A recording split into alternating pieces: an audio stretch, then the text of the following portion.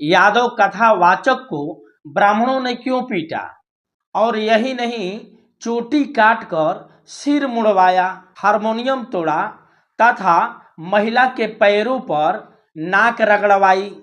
यह घटना इटावा जिला बकेवर थाना क्षेत्र दादरपुर गांव का है। दिनांक 21 जून 2025 का है। और इस वीडियो को थोड़ी ध्यानपूर्वक गहरी रूप से देखते जाइए। कितने जाति के आधार पर अपमानित लोगों ने किया। जो ब्राह्मण आया वह धर्म नहीं पूछा, वह जाति पूछ रहा है कि किस जाति के हो, और जैसे ही यादव जाति बताया वैसे ही पीटना उसको शुरू कर दिया, क्योंकि यह महामानव जी भागवत कथा कहने गए थे, जो इस प्रकार है। जरा सुनिए ध्यान लगाकर और देखते रहिए।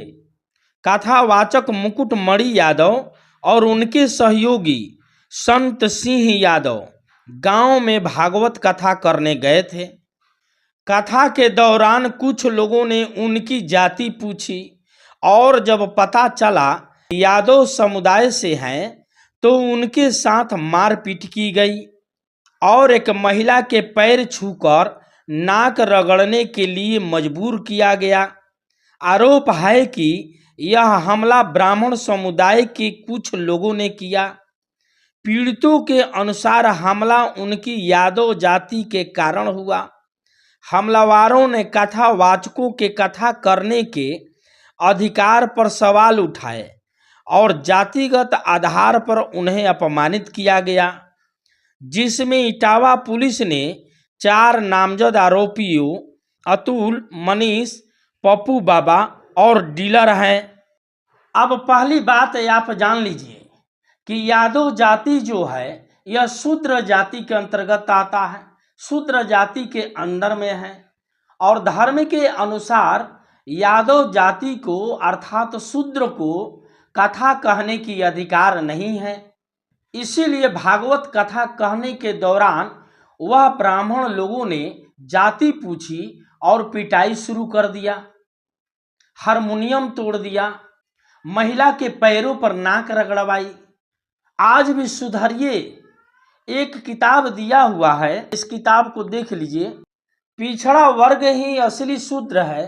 अपने शूद्र एहसास न होने के कारण पिछड़े वर्ग को पिछड़ेपन का कारण है। अब ये देख लीजिए, धार्मिक स्तर से कैसे आपको किसी भी कथा को कहने के लिए अधिकार नहीं है, क्योंकि वर्ण व्यवस्था के अंडर में आप शूद्र होते हैं, क्योंकि आप ब्राह्मण नहीं हैं, क्षत्रिय नहीं हैं, वैश्य मड़वारी तो है नहीं, तो शूद्र ये कुर्मी, कोयरी, यादव तमाम ये शूद्र लोग हैं। अब देख लीजिए, थोड़ी सी इसको गहरी रूप से देखिए और चिंतन मंथन करते रहिए। वीडियो में अंत तक बने रहिए। क्यों ऐसा उन लोगों ने किया इटावा के अंदर में। वाणिक किरात कायस्थ मालाकर कुटिम्बिन वैष्टो मेह चंडाल दास स्वपच कोलका एतिट न त्यज सामख्याता ये चान्य अगवासना एसांग सभाषणांग तनसानंग दर्शनाद करवी क्षणम। व्यास स्मृति अध्याय 1 श्लोक नंबर 11-12 में आप देख लीजिए। इसका अर्थ है कि बढ़ई, नाई, यादव अर्थात अहिर, आसाप, कुम्हार, बनिया, किरात, कायस्थ, माली, कुर्मी एवं काले ये सबको अंत्यंज शूद्र कहकर देखने और बात करने पर सवर्ण अर्थात ब्राह्मण अपवित्र हो जाता है। देखने पर सूर्य दर्शन, बात करने पर स्नान करना चाहिए। अब आप अंदाजा लगा सकते हैं कि धर्म ग्रंथ के माध्यम से आपकी औकात किस जगह पर है, और फिर आप भागवत कथा वाचने चले हैं। यही नहीं, और थोड़ी सी आगे देख लीजिए, यह रामचरितमानस की बात है। जो वर्णाधम तेली कुम्हारा सोपच किरात कोल कलवारा, अर्थात तेली, कुम्हार, भंगी, चूड़ा, कोल, भील तथा कलवार, जायसवाल आदि अधम नीच वर्ण के होते हैं। यह रामचरितमानस उत्तराकांड में दिया हुआ है। शूद्रों के साथ दंड विधान एवं आदेश दिया गया है धर्म ग्रंथों में। शूद्र की हत्या बिल्ली, नेवला, मेढक, कौवा, गदहा को मारने के बराबर है। यह मनुस्मृति अध्याय 11 में देख लीजिए। अब ये चौपाई के माध्यम से आपको पता चल गया होगा कि क्या पिछड़ा वर्ग ही असली शूद्र है, जिसमें आपको अधिकार ही नहीं है, और बहुत सारे तमाम दिया हुआ है। आप तो देखिए, तो जिन लोगों ने पिटाई करने आया वह यादव समाज की धर्म नहीं पूछा, वह डायरेक्ट जाति पूछी, और जाति में जैसे ही यादव पाए गए, यह यादव भागवत कथा कहेगा और यह गांव ब्राह्मणों की है, ब्राह्मण बैठ करके सुनेगा, तो पिटाई कर दिया।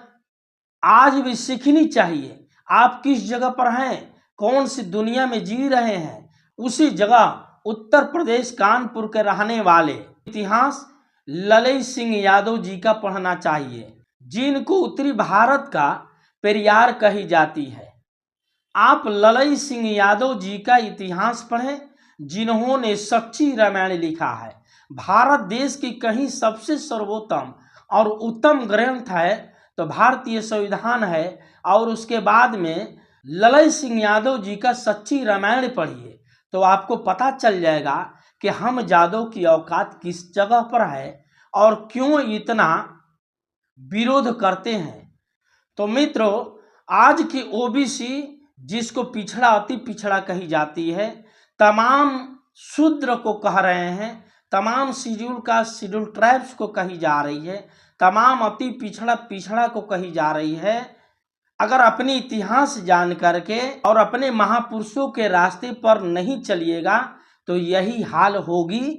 इसलिए अपने महापुरुषों के इतिहास पर चले, अपने महापुरुषों के इतिहास पढ़े।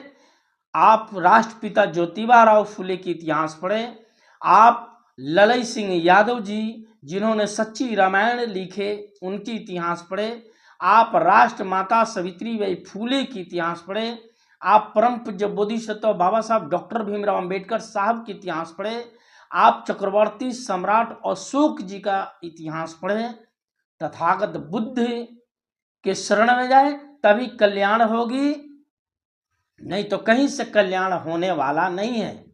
तो मित्रों, आपको वीडियो कैसी लगी अपना प्रतिक्रिया कमेंट बॉक्स में जरूर लिखिए, अर्थात चैनल को सब्सक्राइब कर दीजिए और वीडियो को लाइक कर दीजिए, और इस वीडियो को ज़्यादा से ज़्यादा शेयर जरूर कीजिए ताकि हर जन जन को मिल सके। यही असली मानव धर्म है। धन्यवाद। नमो बुद्धाय। जय भीम। जय ललई यादव। जय सच्ची रामायण। जय संविधान।